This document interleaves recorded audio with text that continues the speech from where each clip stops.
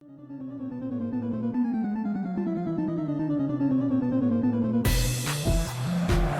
underway here, Manchester City having kicked off.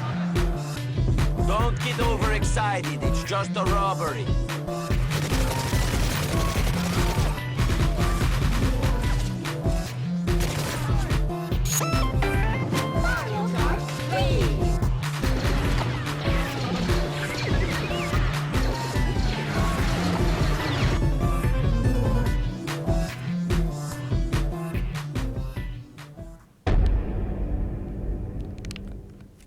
Sorry about that. Hello and welcome to the first of this week's Newsblast. Today, topics are of content, especially movie tie-in games, DLC, and all your opinions on it, and reviews of recent releases. But we start today with the topic of certification. This is a much talked about issue within the gaming industry, with so many underage children getting their hands on games certified 15 and 18. Is this having an effect on these youngsters? We managed to get some time with employees of the British Board of Film Classification, who recently certified a new Call of Duty Modern Warfare 3 in 18. This is what David Cook, director of the BBFC, had to say, talking in particular about the London Underground level of the game. They saw a reason to give the game an 18 certificate. The BBFC has given careful consideration both to the depiction of action in London and the context in which that action takes place. The game neither draws upon nor resembles real terrorist attacks on the Underground.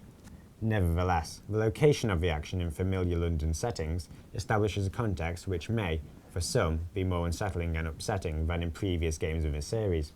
The board's decision to restrict the game to adults primarily reflects some moments of strong violence, but also takes account of these contextual elements. We'll have more on Call of Duty later on, but continuing the topic on certification. Heidi Renton, a Deputy Education Officer, joined us in the studio and answered some of our questions. Do you feel the majority of people appreciate your ratings, and what would you say to those who abuse the rating system? I think we do actually have a very high standing with the public and the trust of the public when we do our guidelines research. The majority of people contributing to that are very supportive of the work that we do. They might not always agree with us, but they are supportive of a rating system such as we have. People abusing the system, well, that's entirely really their choice. We're recommending what people should see. We're not an enforcement agency.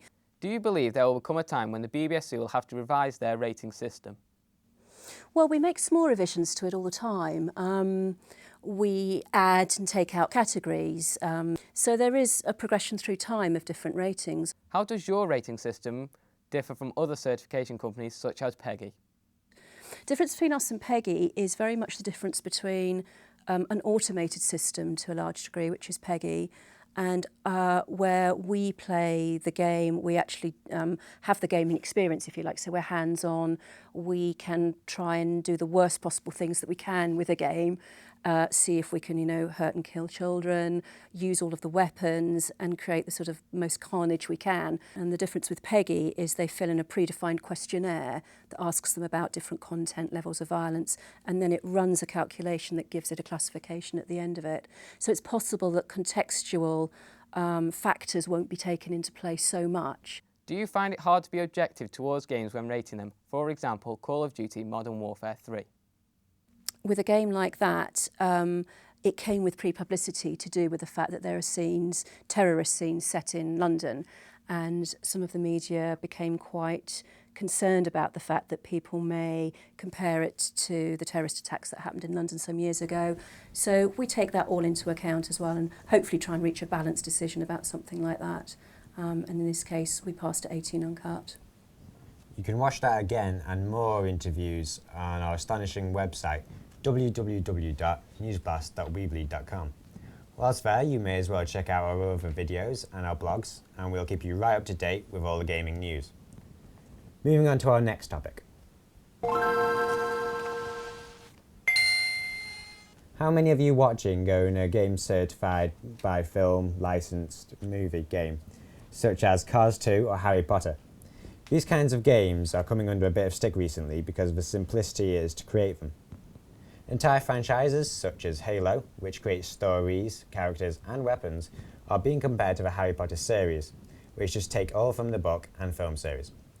The debate is whether the price should be lowered on these quick film releases. As ever, you've been having your say. On a website survey, we asked a few questions about creativity within the industry. As you can see, the majority of people agree that there is a lack of creativity within the industry. And when asked about movie tie-ins, a lot of you felt cheated, and just as many felt very strongly about these games and what they offer. We expanded on the previous question, asking if you agree with larger publishers releasing movie tie-ins to make money. And again, a majority disagree, but not as many. Maybe you understand why they release them, but you just don't like it when they do. And finally, the annual release of franchises. It seems that you guys look forward to these. A large majority are anticipating the next release in their favourite series. Well, thanks to everyone who took the time to fill in their survey. Hopefully developers will watch this and do more of the things you like. But now, on to our next topic, downloadable content. Some people love the thought of having new content on the games they like, while others despite the thought of paying extra to get all the game's features. We managed to get some opinions from members of the public on DLC. A lot of DLC is, pretty expensive, and for me that's a bit of a drawback. I actually feel that most DLCs are really overpriced and that there's a lack of attention and effort that's put into overall standard of making the DLCs. It pretty much cheaps the consumer out of a game here, because now they're just going to have to pay more for something which is already on the disc. Everyone seems to think DLC is overpriced. Let's hope developers listen to your views and cut a few pennies off the price. Our next question was, what is your stance on locked disc content? If you were buying the game new and you were going to keep it for a while, then I say good, because you get the codes with it. For the most part, I would actually agree, because I actually prefer it that way. I think, if you pay for the disc, you should have it to begin with. Difference of opinion there. Maybe locked disc content does extend the life of the original game. The final question is, do you feel all content should be on the original game? We need some kind of, option. It's nice to have if we want to extend our games by purchasing additional content. I think it depends on the type of game and the length of the game, because it can increase the life of the game. With the game Skyrim, it had so much content, and then they got DLCs for it as well. So then if you want to put the DLCs onto the disc as well, it may have had to become 2 discs, and I hate 2 discs. So it's better if they do it that way, because it's not overpriced either if you have got to pay extra for other locked disc content. People seem to like having extras added to their games, whether that be by download or locked on the disc. Seems we still can't agree though. Some people love it, some people hate it. One thing we know for sure is it will divide opinions for a long time to come. We are nearing the end of the show now, but we still have time to look at some of the news releases within the gaming world. We'll start with the latest entry of our football franchise, FIFA 12. The latest version of FIFA is picking up accolades left, right and centre, being called the best football game ever. Graphically, the game has come on leaps and bounds. Much less players have the stock game faces, and new additions to the stadiums, such as Manchester City's Etihad Stadium. Tactical defending heaps massive importance on positioning, timing and patience whilst defending. This feature can be disabled and revert to the FIFA 11 settings. It is a great new feature and the reason it's receiving all the plaudits. Manager mode has also had a host of new features. Youth squads are back, and a new scouting system. And also a new player interaction window will pop up if your player has a request, ranging from needing a rest, wanting to play, or requesting a transfer. Newsblast has rated FIFA 12 9 out of 10. We're now in celebratory mood here at Newsblast. Someone who's just turned 10. Halo. Let's see how Microsoft has marked this milestone.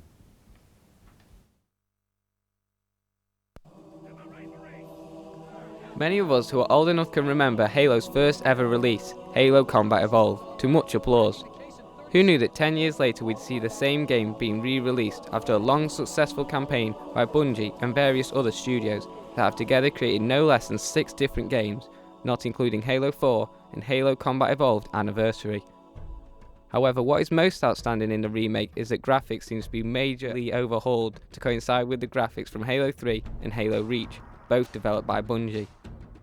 One new feature that will excite many Halo fans is that the new remake will allow for 3D on Able televisions.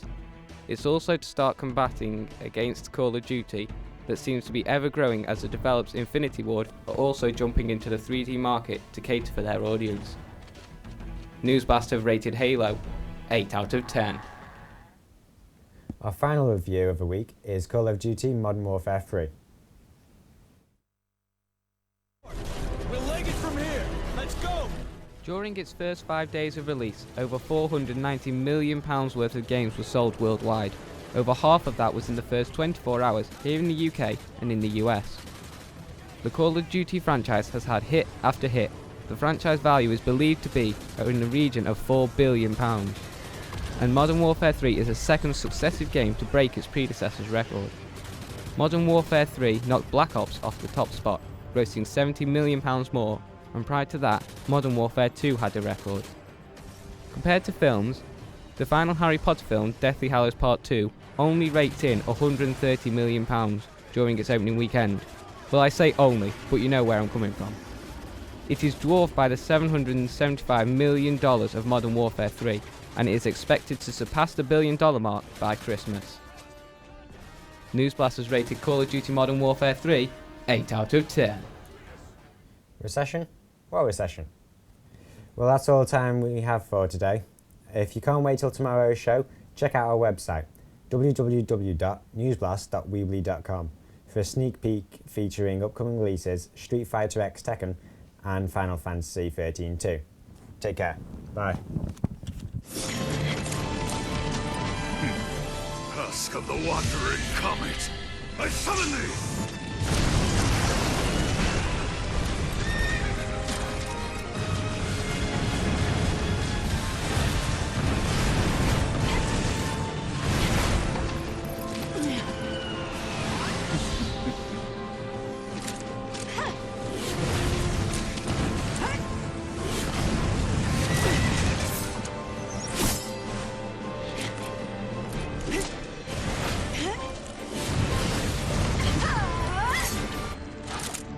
Impressive. Save it.